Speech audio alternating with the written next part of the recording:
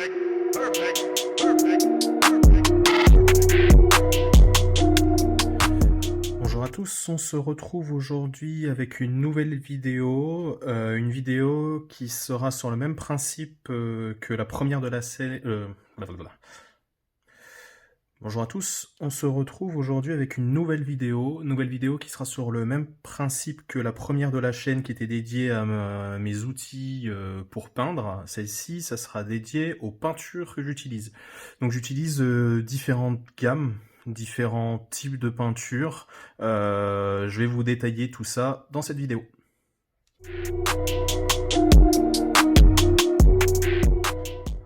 Donc la première gamme que j'utilise est la gamme donc de chez Citadel. C'est celle avec laquelle j'ai commencé.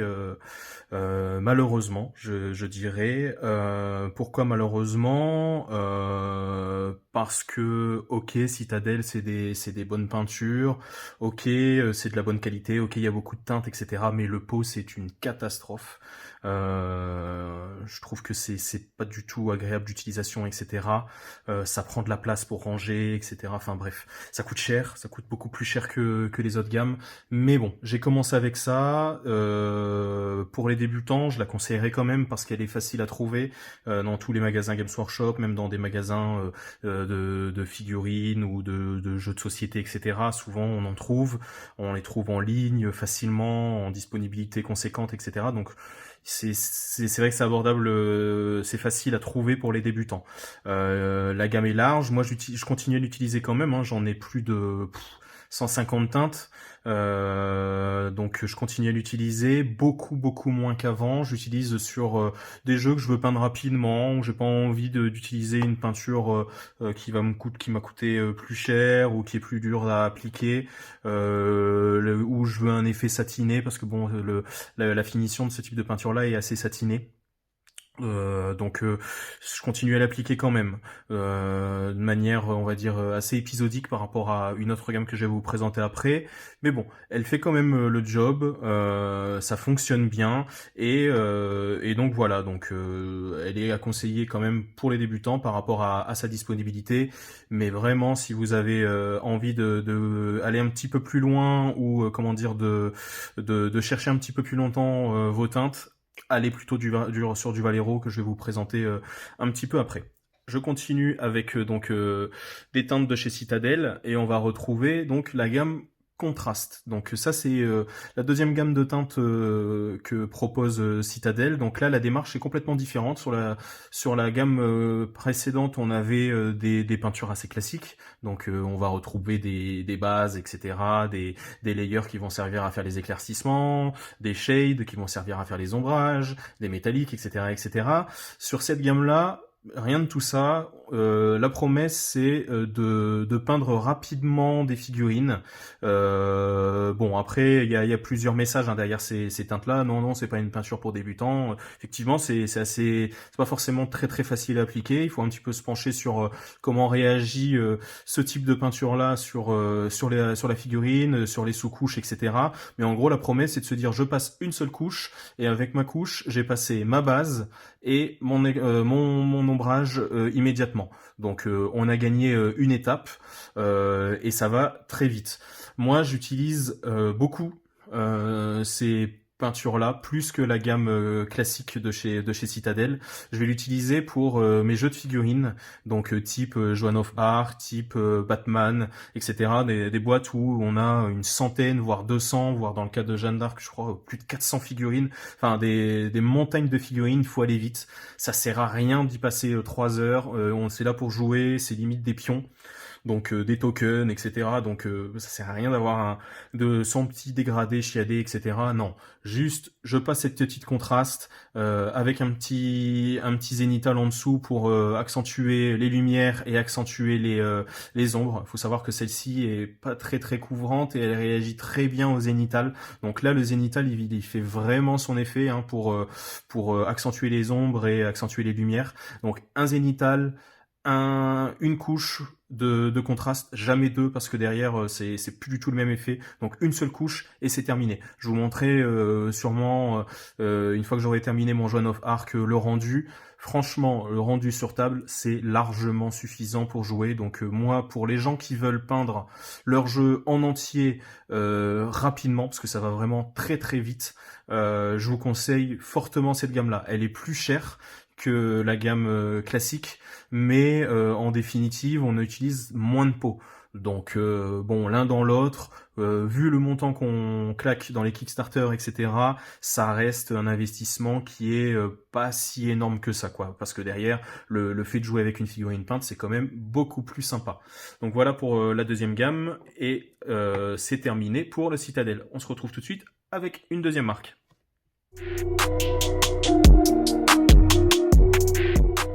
Donc la deuxième marque que j'utilise, c'est la gamme Valero. Valero Prince Auguste, hein, ce qu'il faut savoir, c'est que c'est exactement la même chose. En France, on trouve plus facilement du Prince Auguste. C'est plus cher que du Valero, juste parce qu'il y a eu un rebranding français, Prince Auguste, ça fait français, etc. Mais c'est exactement les mêmes teintes et les mêmes codes couleurs. Typiquement, là, on a le 898. Et ben, si on achète chez Valero, ça serait 70 898. Au lieu de, là, il n'y a pas le 70 sur le Prince Auguste, mais globalement, c'est exactement. Donc, on retrouve les teintes chez les deux. Dans les deux marques, hein, qui, donc, comme je disais, c'est la même chose. Donc je vais garder le nom de Valero. J'utilise les teintes Valero parce que sur certaines, je trouve qu'ils ont certaines teintes hyper intéressantes que j'ai pas retrouvées à la fois chez Citadel, ou on verra après chez Scale Color, etc. Typiquement l'uniforme anglais, le bleu marine foncé, celui-ci, le Scrofulous Brown, etc. C'est des teintes que j'ai découvert sur des tutos sur internet, pour faire des NMM, des tutos sur des conventions de peinture, etc., où on m'a montré l'utilisation de ces deux teintes qui peuvent servir à beaucoup de choses. J'y reviendrai sur d'autres vidéos, des petites astuces sur des glacis, comment teindre, etc., avec des teintes qu'on n'utiliserait pas forcément. Vous voyez ce vert marronâtre, il est dégueulasse, mais mais derrière il est fort utile pour faire plein de choses. Celui-ci, ce bleu extrêmement foncé, etc., il sert à faire des beaux effets de NMM. Enfin bref, il y a beaucoup d'applications pour ces peintures-là. J'aime beaucoup leur peau, donc des peaux pipettes, qui sont beaucoup plus faciles à jauger en termes de quantité de peinture. Si on fait tomber son pot, eh ben il n'y a pas de risque de renverser, etc.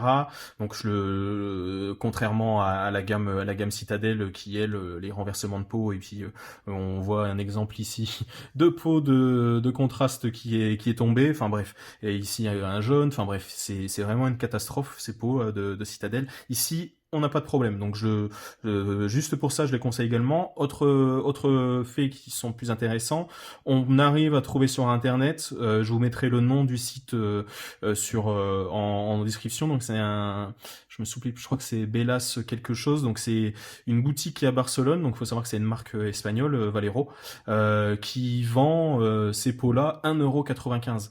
Pour comparaison, un pot Citadel, c'est 3,60 €. Je vous laisse faire le calcul de l'écart quand on cumule 150 pots. C'est hyper conséquent au niveau de l'écart tarifaire.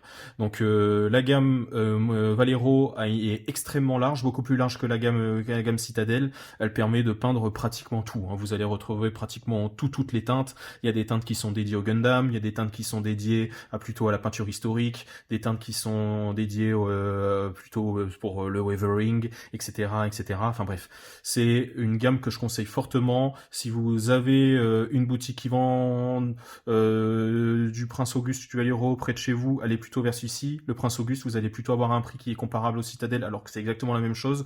Sinon, faites une commande en gros sur le site espagnol pour avoir les frais de port à 0, et vous allez payer 1,95 € juste le pot, et c'est vraiment top. Donc voilà pour la deuxième gamme que je conseille et que j'utilise en complément de la troisième que je vais vous montrer.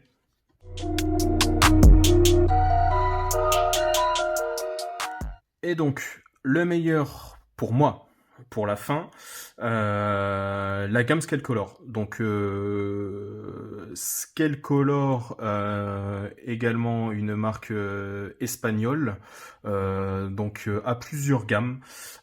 Scale ils ont plusieurs gammes. Ils ont la gamme donc Scale Color, la gamme Fantasy, la gamme Artist. Et récemment, c'était la gamme Instant, il me semble. Donc la gamme Instant va se rapprocher un peu de la gamme Contrast de chez Citadel. La gamme Color, on va plutôt peindre des couleurs qui sont assez, pour vraiment simplifier des couleurs assez réalistes. La gamme Fantasy, des teintes qui sont un peu moins réalistes, mais qui sont quand même utiles pour peindre tout ce qui va être, tout l'habitude qu'on a, c'est de peindre des choses heroic fantasy, etc. Donc des teintes qui sont pas forcément réalistes, mais qui sont utiles quand même.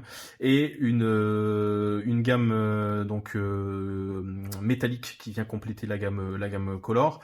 Et à côté de ça, une gamme artiste que j'ai ici, que je vais vous montrer. Hop. Donc la gamme Artist, donc j'avais testé, je vais commencer par ça, donc j'avais commandé les primaires. Très honnêtement, je vous le conseille pas. Pour moi, c'est limite une perte d'argent. La promesse, c'était de fournir une peinture de haute qualité pour les artistes, avec des pigments purs, etc., qui se prêtent vraiment à la dilution. Ok, pourquoi pas. Je vois pas d'écart franc avec la gamme classique Scale Color. J'avais pris juste le kit de primaire, histoire de m'amuser avec les couleurs primaires. En tant que daltonien, je galère. Donc franchement, bon, c'est se prendre la tête pour pas grand chose. Il y a peut-être d'autres marques qui font des choses un peu mieux, type Chimera, si on veut aller sur des aspects de pigments purs, etc. Bref, revenons nos moutons. Moi, ce que j'utilise vraiment, c'est plutôt la gamme Scale Color. C'est ce que j'utilise moi pratiquement le trois quarts de mon temps. Dès que je veux faire une figurine peinte de manière assez haut niveau, ou sur laquelle je veux m'appliquer, c'est ces peintures là que je vais utiliser. Pourquoi déjà, j'adore leur couleur et j'adore leur rendu une fois sec. Donc il faut savoir que ça, c'est des teintes qui sont extrêmement mates une fois qu'elles sont terminées. Par exemple, si vous avez vu récemment sur mes réseaux sociaux la peinture de cet ogre que j'ai faite il y a pas très longtemps. Là, on voit que la peinture est très mate au niveau de la peau, etc., etc. Et donc, c'est avec cette scale que j'arrive à obtenir ce rendu-là. Alors, vous allez me dire, oui, mais tu pourrais appliquer des vernis ou autre pour avoir l'effet mat. Bon, j'applique pas de vernis. Je trouve que c'est trop risqué. J'ai pas envie de flinguer mon boulot, donc je préfère passer sur une peinture qui a un finish qui est tout de suite mat. Et puis, de toute façon, j'ai jamais trouvé un vernis qui me permet d'obtenir un aspect mat comme les scales une fois sèches. Donc point important pour les scales, donc elles sont assez chères, avec un tarif qui va être comparable à de la Citadel. Donc ça, c'est d'une part. Elles sont très dures à trouver. Donc en magasin en France, je dirais que c'est pratiquement impossible. J'ai vu uniquement chez SPL, sur Paris, mais il me semble qu'ils n'en ont plus. Je les trouve donc moi de mon côté plutôt sur des boutiques en ligne. Il y a diverses boutiques en ligne qui les vendent. Moi, je sais que j'avais commandé ça chez les Anglais de chez Element Games. Donc voilà. Et sur le marché français, je ne connais pas d'autres boutiques qui les vendent. Peut-être Minisocle, j'ai le doute. Donc voilà, c'est assez dur à se procurer. Par contre, moi, j'adore travailler avec celle-ci. La peinture est vraiment vraiment différente de la Citadel ou de la Valero. On a une peinture qui va être beaucoup plus huileuse. On a un médium qui est très très très chiant. Donc il faut vraiment vraiment mélanger bien pendant 2 minutes, mais pas vraiment je donne 3 coups et puis c'est terminé. Non, là je vais vraiment mélanger pendant 1 minute ou 2, histoire que le médium se mélange bien, voire même je vais sortir les premières gouttes sur un chiffon pour au cas où j'avais du médium qui restait là, parce que le médium c'est vraiment limite de l'huile et c'est atroce. Donc une fois que le médium est parti et qu'on a la peinture, c'est parti, c'est une tuerie. Par contre, si les premières fois on fait l'erreur d'avoir le médium qui sort ou d'avoir une mi-peinture, mi-médium mal mélangé, et là c'est une catastrophe.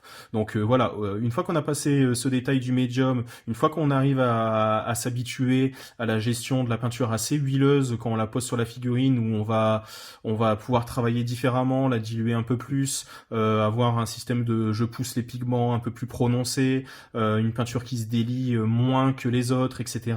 Moi, je trouve que c'est une peinture hyper agréable à travailler, qui couvre plus que les autres, sauf certaines teintes, typiquement au niveau des verts. Mais pour moi, c'est vraiment une peinture que j'apprécie et que je vous conseille de tester au moins une fois pour se rendre compte de ce que c'est. Bon, après, la fois où vous allez tester, vous allez peut-être dire bon, c'est super compliqué ou c'est j'arrive pas à la gérer. Mais essayez de pousser un petit peu le test et vous allez voir, vous allez être séduit, j'en suis persuadé. Autre chose que je vous conseille extrêmement fortement, c'est les packs de métalliques de chez Scalecolor. Donc vous allez trouver des peintures métalliques dans toutes les gammes que je vous ai présentées avant, hein, chez Citadel ou chez Vallejo, mais les couleurs et la pigmentation métallique des Scalecolor n'a rien à voir avec les autres. Le métal est vraiment pétant, le nombre de paillettes métalliques est beaucoup plus conséquent, c'est très fort. Le rendu est vraiment top de top. Il y a beaucoup de teintes, il y a des packs qui vous permettent de faire de l'or et il me semble du bronze, un pack qui va vous permettre de faire de l'or et du cuivre, un autre pack qui va vous permettre de faire du bronze et du laiton, et un dernier pack qui va vous permettre de faire plutôt des métaux type acier ou on va dire lame d'épée, etc. Donc ces trois packs là, ou bien si vous voulez vous concentrer uniquement le pack or et le pack acier, pour qui aime peindre et qui ne veut pas faire de NMM, donc de non-metallic metal, et qui préfère utiliser des peintures métalliques, je vous les conseille vraiment fortement. Quand vous allez l'essayer, vous allez voir, c'est vraiment le jour et la nuit avec ce qui se fait dans les autres marques. En complément de ça, j'ai la gamme Fantasy Games. Je commence uniquement à l'utiliser. Le rendu est totalement différent de la Scalecolor classique. Ici, on a donc, comme je disais, un rendu extra mat. Ici, on va avoir un rendu satiné. Donc les deux cohabitent assez mal, je trouve. Mais il y a des teintes qui sont quand même intéressantes dans la gamme fantasy qu'on retrouve pas de ce côté-là. Donc bref, moi j'essaye quand je travaille sur la fantasy de faire toute la figurine en fantasy. Le travail est vraiment différent. La peinture ne couvre pas. La peinture n'est plus huileuse. La peinture est plus facile à mélanger. La peinture réagit différemment sur le pinceau, etc. Donc c'est vraiment une habitude de peinture complètement différente par rapport à la Scalecolor, qui peut passer ou ne pas passer du tout. Moi au départ, très honnêtement, ça passait pas du tout. Là, j'essaye de me forcer. J'ai peint quelques figurines avec. Je suis assez séduit par certaines teintes. C'est une manière de travailler différente. Il n'y a pas de mauvaise peinture pour moi. Il y a que une peinture. Il faut s'adapter. C'est à nous de s'adapter à la peinture. Après, si on a vraiment une méthode de peinture qui fait qu'on a besoin d'une certaine texture, et ben on va aller chercher une marque plus qu'une autre. Donc là, typiquement, une marque qui couvre plus ou un rendu mat, on va partir sur ça. Si on veut quelque chose d'un peu plus satiné, ben on va partir sur du Vallejo, etc. Si on veut quelque chose d'extrêmement dilué, on va plutôt partir sur de la Army Painter qui est dilué, etc. Enfin bref, il y a une tonne de fabricants de peinture. Il n'y a pas de mauvaise peinture. Il y a que des peintures qui ont des propriétés, et c'est à vous de vous adapter à ces propriétés-là si vous appréciez les teintes. Si vous ne voulez pas vous adapter à la peinture, et ben cherchez plutôt une peinture qui correspond à vos habitudes, et là prenez un ou deux pots par gamme et testez de votre côté. Donc voilà ce que je pouvais vous dire sur les peintures. Il y a d'autres peintures que j'utilise, d'autres gammes, des encres, etc. J'utilise beaucoup moins des gammes R de chez Vallejo que j'avais utilisé. Si vous vous posez la question, ben qu'est-ce que tu conseilles pour l'aérographe? Rien. Je vous conseille rien du tout. Restez sur vos teintes classiques. Si vous êtes en Scalecolor, restez en Scalecolor. Cherchez avec votre aérographe jusqu'à quel point il faut diluer la peinture pour que ça soit fonctionnel et que ça passe bien au niveau de l'aiguille, etc. C'est tout ce qu'il faut faire. Avec quoi je dilue ma peinture à l'aérographe? Soit le 3/4 du temps uniquement de l'eau. De temps en temps, j'utilise de l'eau plus du nettoyant vitre. On verra ça sur une autre peinture, sur une autre vidéo, pardon. Et c'est pas le sujet aujourd'hui, mais globalement, ce qu'il faut retenir, c'est que non, je ne conseille pas forcément de teinte dédiée air, que ça soit chez Citadel, que ça soit chez Valero, que ça soit chez Prince Auguste ou quoi que ce soit. Non, j'en vois pas du tout l'utilité. Alors effectivement, il y a du médium qui est différent. Effectivement, c'est plus dilué. Effectivement, il y a moins de travail de dilution à faire.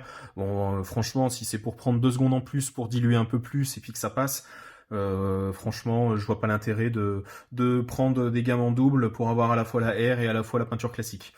Voilà, c'est tout ce que je voulais vous dire au niveau des peintures. Si vous avez des questions par rapport à tout ça, ben, n'hésitez pas à les poser en commentaire, je me ferai un plaisir d'y répondre. Si cette vidéo vous a plu, ben, comme d'habitude, n'hésitez pas à me mettre un petit pouce bleu, et également à vous abonner, à vous activer les notifications, si vous ne voulez pas louper les prochaines vidéos. Voilà, je vous remercie, puis je vous dis à bientôt, et puis bonne peinture.